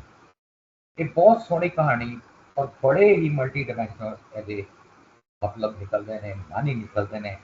ਔਰ ਜਿਹੜਾ ਇਸ ਕਹਾਣੀ ਦੇ ਲਈ ਮੈਂ ਰਾਜਪ੍ਰੀਤ ਕੌਰ ਨੂੰ ਮੁਬਾਰਕ ਦਿੰਦਾ। ਸ਼ੁਕਰੀਆ। ਬਹੁਤ ਬਹੁਤ ਸੋਹਣੀ ਗੱਲ ਆਫਤਾਬ ਜੀ, ਤੁਸੀਂ ਕਈ ਹੋਰ ਵੀ ਪਰਤਾਂ ਖੋਲੀਆਂ ਨੇ।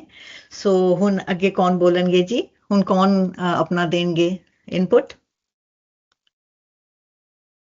ਹਾਂਜੀ, ਲਖਵਿੰਦਰ ਜੀ ਆਏ ਨੇ। ਲਖਵਿੰਦਰ ਜੀ, ਤੁਸੀਂ ਕੁਝ ਕਹੋਗੇ ਕਹਾਣੀ ਬਾਰੇ? ਲਖਵਿੰਦਰ ਜੀ, ਲਖਵਿੰਦਰ ਵਿਰਕ ਜੀ।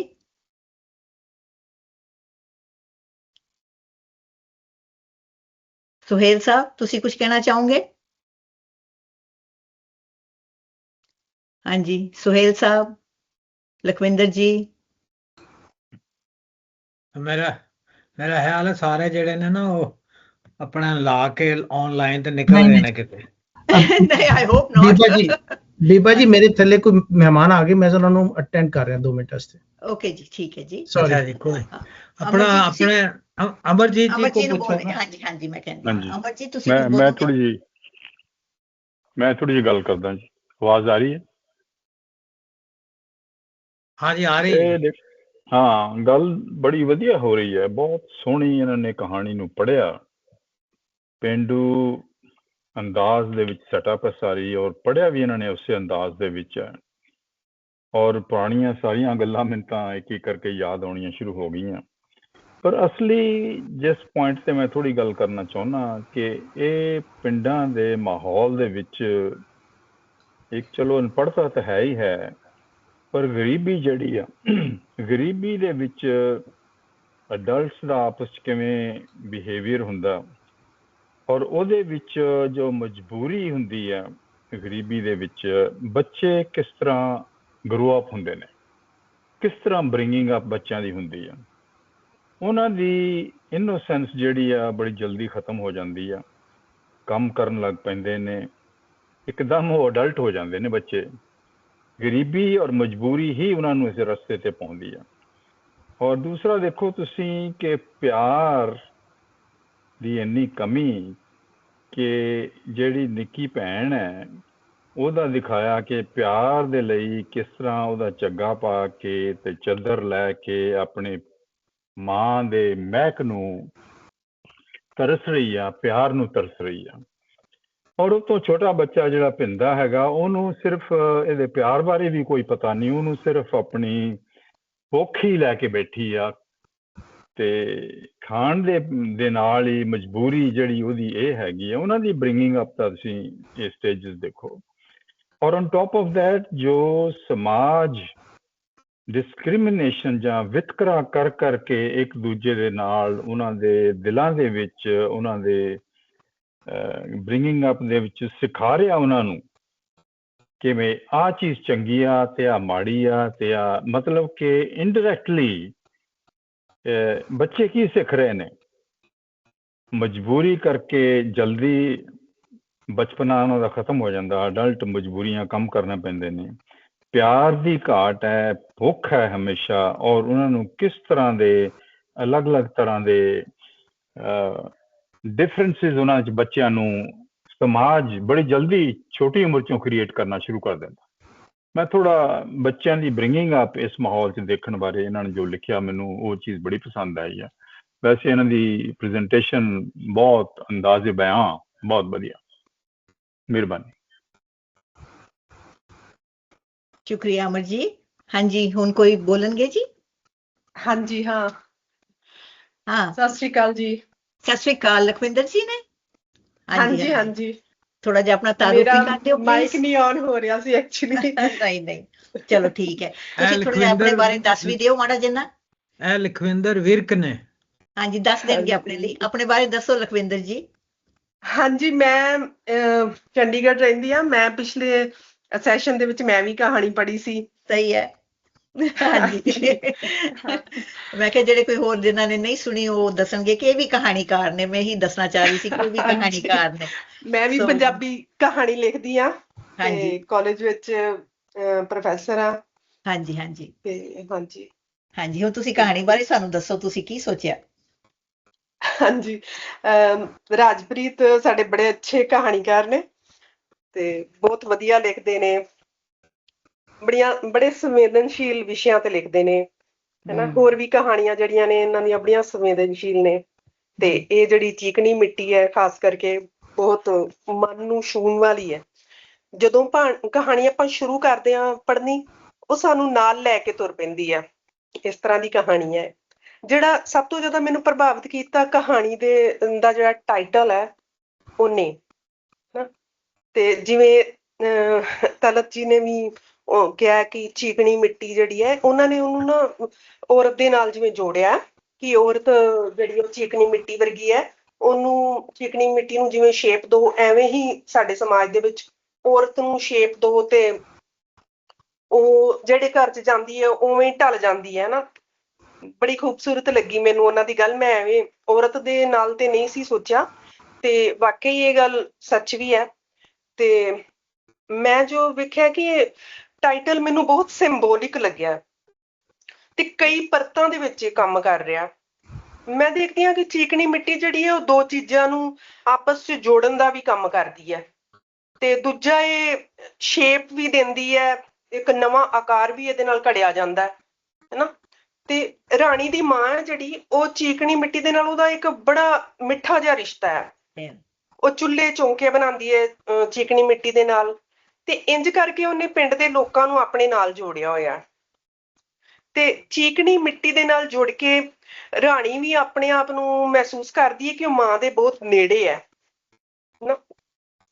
ਤੇ ਉਹ ਉਸੇ ਥਾਂ ਤੇ ਜਾਂਦੀ ਹੈ ਜਿੱਥੋਂ ਉਹਦੀ ਮਾਂ ਮਿੱਟੀ ਲੈ ਕੇ ਆਉਂਦੀ ਹੈ, ਮਿੱਟੀ ਲੈਣ ਲਈ। ਜਦੋਂ ਉਹਨੂੰ ਲੱਗਦਾ ਹੈ ਕਿ ਮੇਰੀ ਜਿਹੜੀ ਥਾਂ ਹੈ, ਸਭ ਕੁਛ ਉਹ ਗਵਾ ਚੁੱਕੀ ਹੈ ਆਲਰੇਡੀ, ਹੈ ਨਾ। ਸਭ ਕੁਛ ਉਤੋਂ ਦੂਰ ਜਾ ਚੁੱਕਿਆ, ਮਾਂ ਦੂਰ ਜਾ ਚੁੱਕੀ ਹੈ ਨਾ।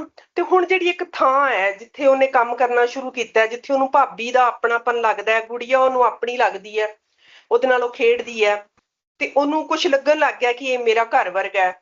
ਤੇ ਉਹ ਵੀ ਜਦੋਂ ਉਹਨੂੰ ਖੁੱਸਦਾ ਹੋਇਆ ਨਜ਼ਰ ਆਉਂਦਾ ਤੇ ਫਿਰ ਉਹ ਚੀਕਣੀ ਮਿੱਟੀ ਦੇ ਕੋਲ ਹੀ ਜਾਂਦੀ ਹੈ, ਚੀਕਣੀ ਮਿੱਟੀ ਨੂੰ ਲੈ ਕੇ ਆਉਂਦੀ ਹੈ, ਉਹਦਾ ਸਹਾਰਾ ਲੈਂਦੀ ਹੈ ਗੁੜੀਆ ਦੇ ਨਾਲ ਆਪਣਾ ਰਿਸ਼ਤਾ ਜੋੜਨ ਲਈ।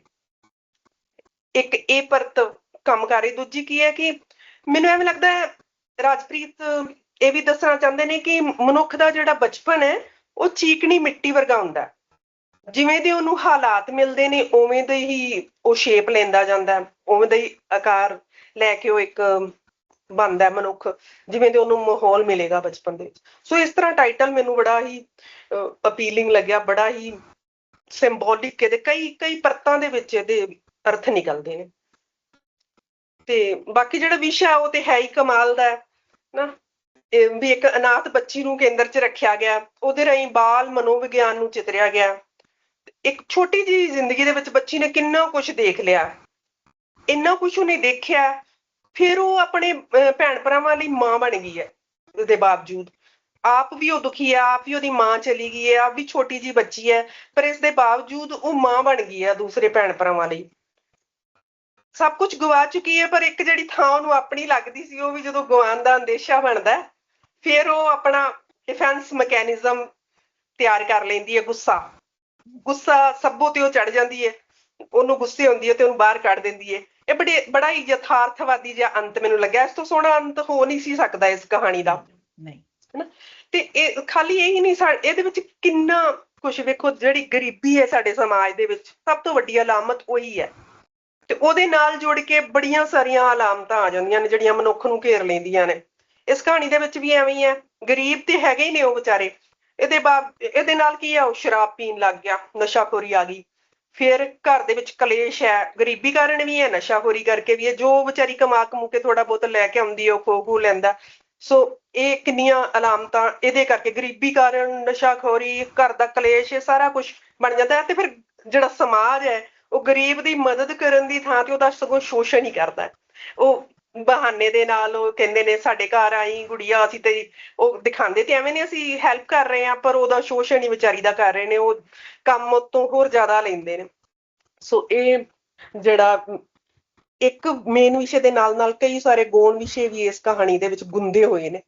ਸੋ ਦ੍ਰਿਸ਼ ਚਿਤਰਨ ਤੇ ਬੜਾ ਹੀ ਕਮਾਲ ਦਾ, ਜਿਵੇਂ ਤੁਸੀਂ ਵੀ ਕਿਹਾ ਕਿ ਪਿੰਡ ਦਾ ਦ੍ਰਿਸ਼ ਕਿਵੇਂ ਚਿਤਰਿਆ ਹੋਇਆ, ਇੱਕ ਇੱਕ ਜਿਹੜਾ ਦ੍ਰਿਸ਼ ਹੈ, ਜਿਵੇਂ ਅੱਗ ਲੱਗ ਰਹੀ ਹੈ ਦੇਖੋ ਕਿੰਨੀ ਭਿਆਨਕ ਗੱਲ ਹੈ ਕਿ ਇੱਕ ਔਰਤ ਨੂੰ ਅੱਗ ਲੱਗ ਰਹੀ ਹੈ, ਪਰ ਬੜੀ ਸਹਿਜਤਾ ਦੇ ਨਾਲ ਲੇਖਕਾਂ ਨੇ ਉਹਨੂੰ ਸਿਰਜਿਆ ਕਿ ਅੱਗ ਲੱਗ ਗਈ, ਬਸ ਉਹਨੂੰ ਫਿਰ ਅੱਗੇ ਤੋਰ ਦਿੱਤਾ। ਇੱਥੇ ਹੀ ਨਹੀਂ ਤੇ ਕਿੰਨਾ ਖਲਾਰਾ ਪੈ ਸਕਦਾ ਸੀ, ਬਟ ਉਹ ਫਿਰ ਉਵੇਂ ਰਹਿੰਦਾ ਨਾ, ਇਹਦਾ ਪ੍ਰਭਾਵ ਜਿਵੇਂ ਹੁਣ ਬਣਿਆ, ਹਨਾ।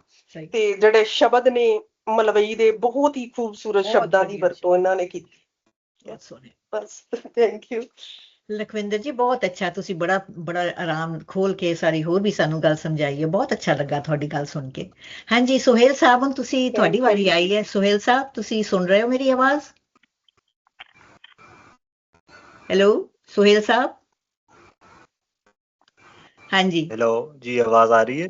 ਹਾਂਜੀ ਜ਼ਰੂਰ ਆ ਰਹੀ ਹੈ। ਤੁਸੀਂ ਹੁਣ ਦੱਸੋ, ਤੁਸੀਂ ਕੀ ਸੋਚਿਆ ਇਸ ਕਹਾਣੀ ਬਾਰੇ? ਇਹ ਕਹਾਣੀ ਬਾਰੇ ਬਹੁਤ ਸਾਰੀਆਂ ਗੱਲਾਂ ਹੋ ਗਈਆਂ ਨੇ, ਬਹੁਤ ਸਾਰੀਆਂ ਪਰਤਾਂ, ਕੁਝ ਤਲਤ ਮੈਮ ਨੇ ਖੋਲੀਆਂ, ਕੁਝ ਅਫਤਾਬ ਸਰ ਨੇ, ਕੁਝ ਲਖਵਿੰਦਰ ਜੀ ਨੇ।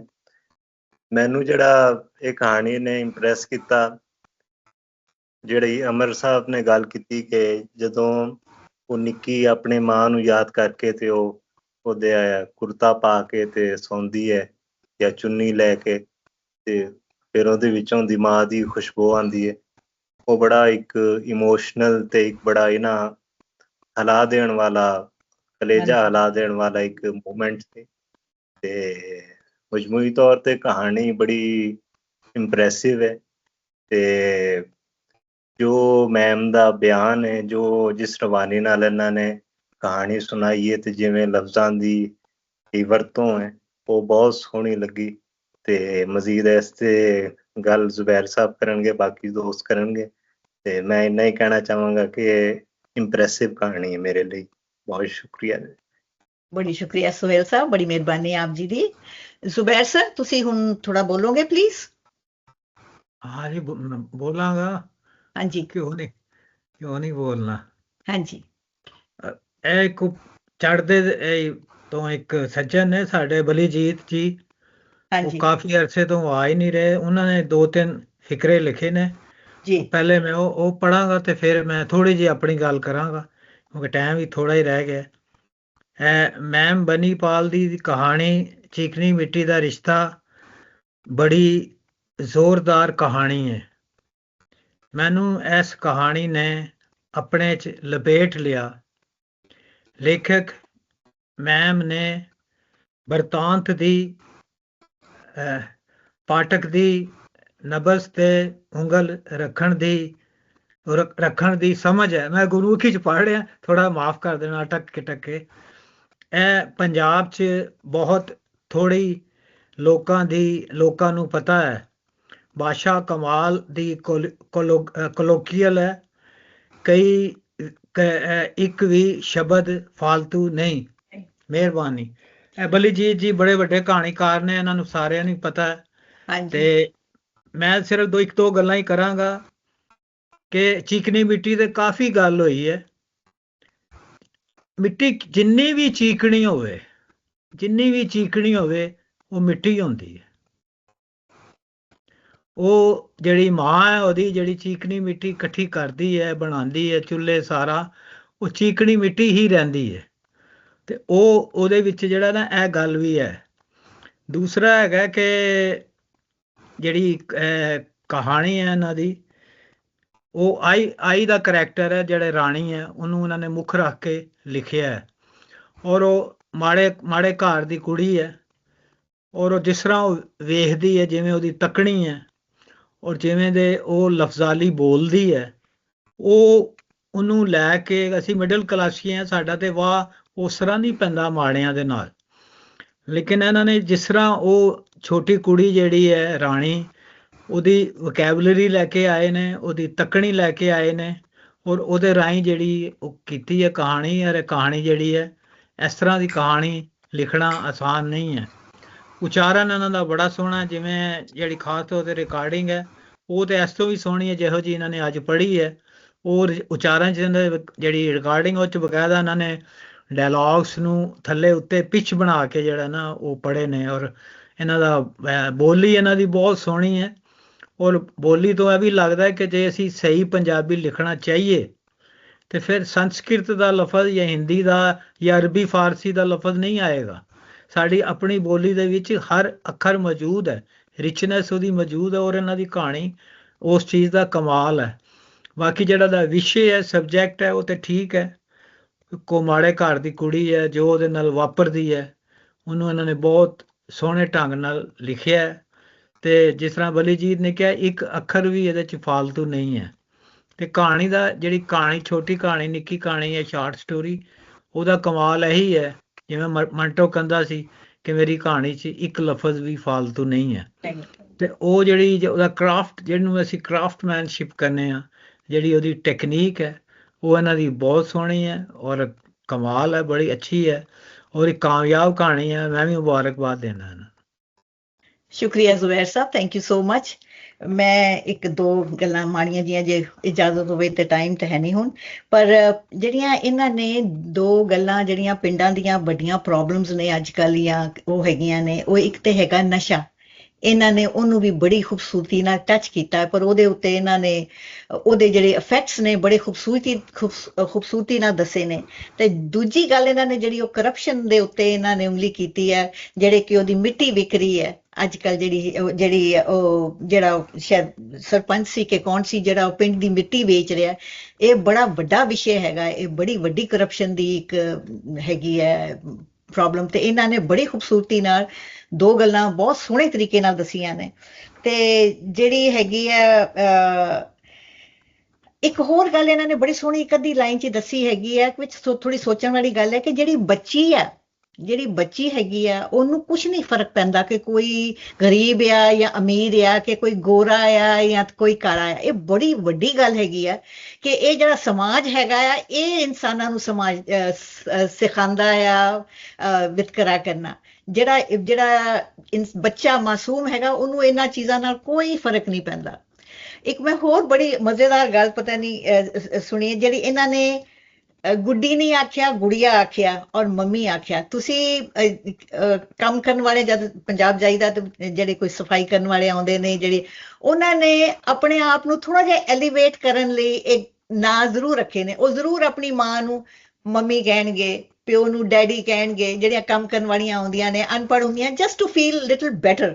ਸੋ ਜਿੱਦਾਂ ਹੁਣ ਨਾਂ ਜਿੱਦਾਂ ਦੇ ਹੁਣ ਹੋਣ ਲੱਗ ਪਏ ਨੇ, ਪੁਰਾਣੇ ਨਾਵਾਂ ਨੂੰ ਛੱਡ ਕੇ ਹੁਣ ਗੁੱਡੀ ਨਹੀਂ ਕਹਿਣਗੇ, ਗੁੜੀਆ ਕਹਿਣਗੇ, ਜਸਟ ਟੂ ਫੀਲ ਐਲੀਵੇਟਡ, ਥੋੜਾ ਆਪਣੇ ਆਪ ਨੂੰ ਸੋਫਿਸਟੀਕੇਟਡ ਦੱਸਣ ਲਈ।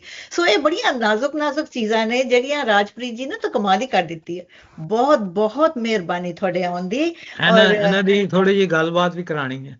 ਹਾਂਜੀ ਕਰਾਵਾਂਗੀ, 1 ਮਿੰਟ। ਸੋ ਹੁਣ ਮੈਂ ਤੁਹਾਨੂੰ ਉਹੀ ਕਹਿਣ ਲੱਗੀ ਸੀ, ਤੁਹਾਨੂੰ ਮੈਂ ਹੁਣ ਕਹਿੰਦੀ ਹਾਂ ਕਿ ਤੁਸੀਂ ਥੋੜਾ ਬਹੁਤ ਆਪਣੇ ਕਹਾਣੀ ਦੇ ਬਾਰੇ ਸਾਨੂੰ ਹੋਰ ਦੱਸੋ।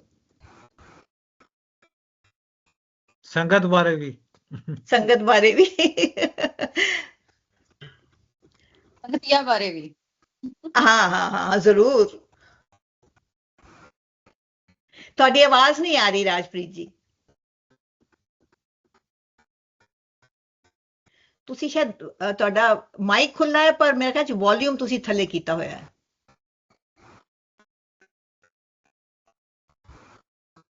ਨਹੀਂ ਆ ਰਹੀ ਆਵਾਜ਼, ਨਹੀਂ ਆ ਰਹੀ ਆਵਾਜ਼। शायद वीडियो बंद कर दियो मे भी। हाँ जी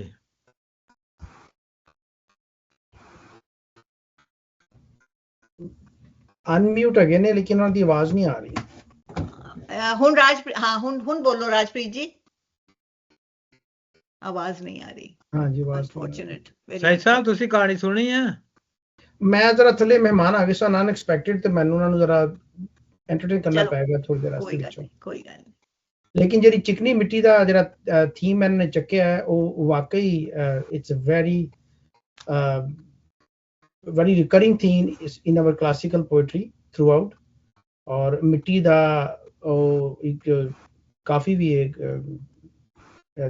बुल्ले शाह दी मिट्टी कर्म कमांदी, माटी कदम करेंदी यार। हाँ माटी कर्म करेंदी। ते ओ मैं जो थीम चलता पिया सी ते पढ़दे पे सन ते मैं बुल्ले शाह दी काफी मैं खोली सी साइड ते मैं ओनू रिलेट कर रहा सा। It's a very powerful theme, a very inherent in our making. ਮੈਨੂੰ ਇੱਥੇ ਇੱਕ ਗੱਲ ਯਾਦ ਆ ਰਹੀ ਹੈ।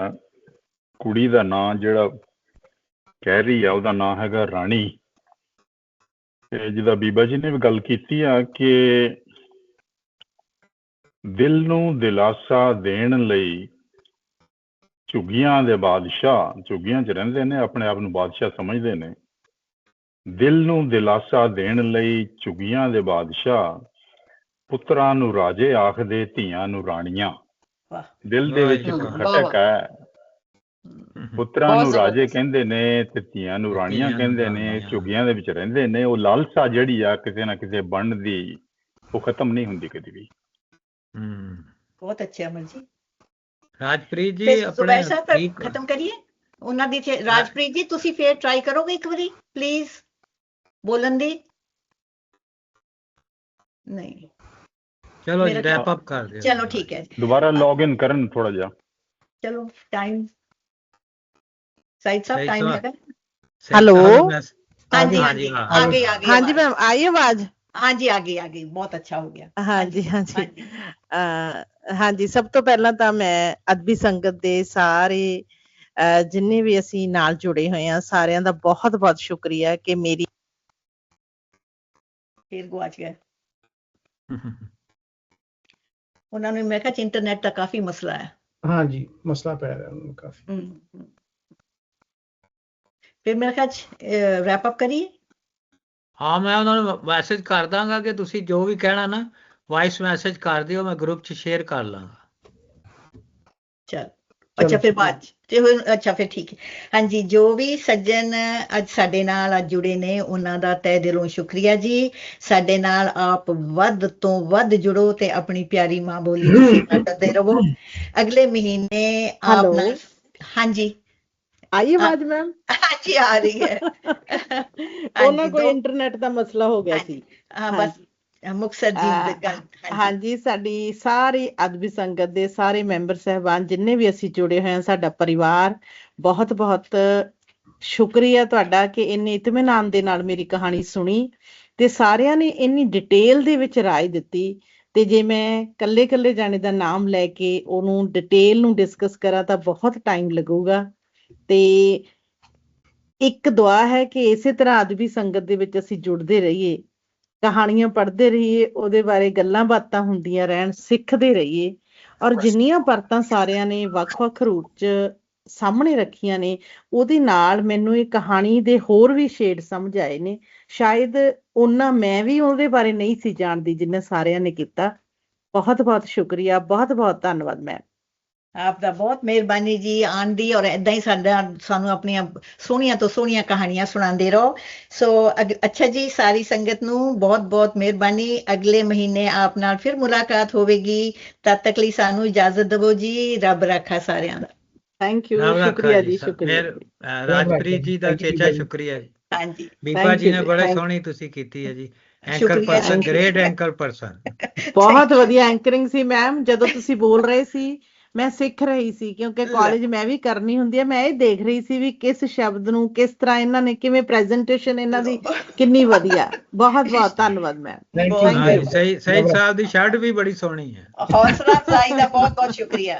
Thank you. ਰੱਬ ਰਾਖਾ ਜੀ ਸਾਰਿਆਂ ਦਾ। ਰੱਬ ਰਾਖਾ ਜੀ, ਰੱਬ ਰੱਬ ਰਾਖਾ, ਰੱਬ ਰਾਖਾ।